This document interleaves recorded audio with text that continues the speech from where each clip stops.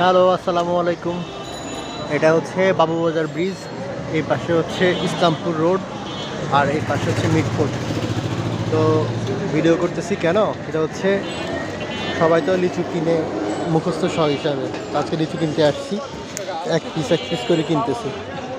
এই যে এই ভেল লিচু আমাদের কাছে রাখছে হচ্ছে 390 টাকা সব। বেশ ভালো, বড় বড় বড় সাইজের।